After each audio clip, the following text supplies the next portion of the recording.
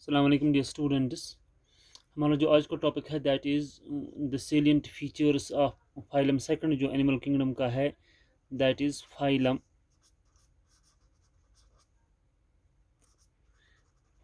सीलंट्रेटा। यहाँ हम जानने की कोशिश करेंगे कि फाइलम सीलंट्रेटा में जो एनिमल्स आते हैं इनके कैरेक्टरिस्टिक फीचर्स क्या है। We will try to see the distinguishing features of the animals which fall in this phylum of the plant kingdom, phylum Coelenterata। तो इनके जो कैरेक्टरिस्टिक्स हैं, पहला फोरमोस्ट कैरेक्टरिस्टिक जो इनका है इन ऑर्गेनिजम्स का, दे आर मोस्टली मैराइन। जैसे पोरीफर्स में हमने देखा है, ये भी है मोस्टली ये मैराइन है। दे लिव इन द सी, समंदर में खारे पानी में रहने वाले जानवर हैं, मोस्टली मैराइन। मगर एक फॉर्म इसका है जिसको आप कहते हैं, इसका नाम है हाइड्रा, एक्सेप्ट हाइड्रा। हाइड्रा एक सिलेंट्रेट है, मगर ये हाइड्रा की जो प्रॉपर्टी है it is a fresh water coelenterate, इसको हम कहते हैं। ये कभी कभार आपको ऑब्जेक्टिव में पूछा जाता है एग्ज़ाम में, इनमें से फ्रेश वाटर सिलेंट्रेट कौन है, यही आपको याद रखना है। हाइड्रा जो है it is a fresh water coelenterate, otherwise most of all other coelentrates are exclusively marine animals। Number one character. Second character जो इनका है इन ऑर्गेनिजम्स का, जैसे हमने देखा अभी पोरीफर्स का, उनका वो जिनको हम पैराजोआ कहते हैं, because they have only a cellular level of organisation, the body is just an aggregate of cells. Here in coelentrates what we see, we have a tissue level of organization। organisms have a tissue level of organization, means we are moving from simple to complex organisms while going through the phylums। Porifers are the simplest known organisms। अब जितना जितना हम आगे जाएंगे हम देखेंगे कुछ advancements animals में आपको मिलेंगी, ठीक है ना। उनमें थी खाली सेलुलर लेवल ऑफ ऑर्गेनाइजेशन, यहाँ हम देखें they have a tissue level of organization for better functioning of the organism।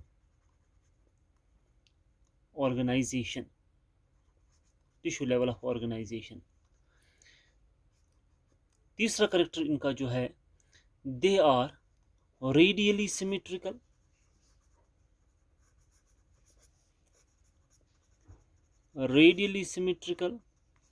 While the body parts are arranged in similar pattern around a common axis, radially symmetrical। They are diploblastic,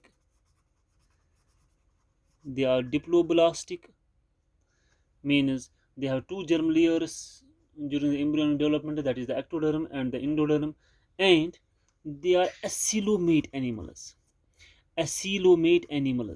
means there is no body cavity, acylomate without coelom, इनके पास body cavity नहीं है, coelom नहीं है।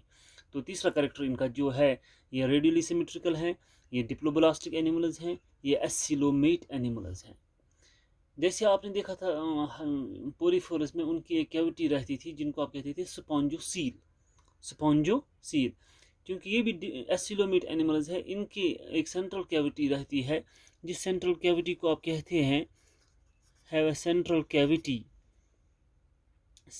Cavity इनके पास होती है। इस central cavity को कहते हैं हम, it is called as the coelenteron और it is also called as a gastrovascular cavity। Gastrovascular cavity इसको हम क्यों कहते हैं, क्योंकि ये दो काम अंजाम देती है, ये गैस्ट्रो भी काम करती है, ये वैस्कुलर भी काम करती है। उसका मतलब क्या हो गया, that it helps in both digestion, means gastro जो इसका फंक्शन है, as well as circulation. Vascular का काम यही है। तो ये दोनों काम करती है एक ही कैविटी, जिसको आप कहते हैं सीलेंट्रॉन या गैस्ट्रोवैस्कुलर कैविटी। ये कैविटी दो काम साथ में करती है इन सीलेंट्रेटस में, that is it helps in the digestion of the food as well as circulation of food materials across the body. It is called as the gastrovascular cavity और coelenteron. जो body wall होता है in सीलेंट्रेटस का, इसके जो inner lining होती है, inner lining की जो एपिडर्मिस है, इस पे कुछ पिक्यूलर सेल्स होती है जिनको आप कहते हैं स्टिंगिंग सेल्स, और they are also called as cnidoblasts. body wall on inner side has special stinging cells. Stinging हो गया चुभना, कंढी ये मनवाना चाहिए. Stinging cells called, उन सेल्स का नाम क्या कहते हैं हम? They are called as cnidoblasts. C इसका साइलेंट है यहाँ, CNIDOBLASTS,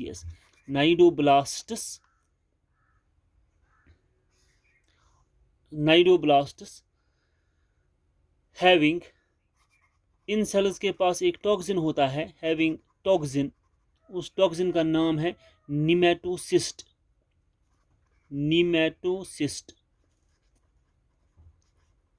क्या होता है जब ये किसी प्रे को पकड़ लेते हैं, ये सिलेंट्रेटस जब समंदर में किसी शिकार को पकड़ लेते हैं, ये स्टिंगिंग सेल्स उस पर अटैक करते हैं. स्टिंगिंग सेल्स जब स्टिंग करती हैं प्रे को, ये नाइडोब्लास्टस या स्टिंगिंग सेल्स, ये जो इसके अंदर जो निमेटोसिस्ट जो टॉक्सिन होता है, ये प्रे के अंदर इंजेक्ट किया जाता है इन स्टिंगिंग सेल्स के ज़रिए, ताकि प्रे जो है वो पैरालाइज हो जाए, ताकि ये ईजिली इसका शिकार कर सकेंगे. क्योंकि इन नाइडोब्लास्टस इनकी जो स्टिंगिंग सेल्स इनकी है, इससे इस फाइलम का दूसरा नाम भी पड़ा है, इसको हम कहते हैं नाइडेरिया भी. Phylum Cnidaria, CNIDARIA. तो दो नाम है इस फाइलम के. It is also called as the phylum Coelenterata और it is also called as the phylum Cnidaria. Cnidaria इसीलिए because of presence of the stinging cells called cnidoblasts which help in paralysing the prey. ये जो सिलेंट्रेटस हैं mostly ये जो होते हैं इनकी जो most of these are the colonial, most of them are colonial, colony में रहते हैं, colonial हैं. most of them are colonial. They live in colonies having two types of individuals,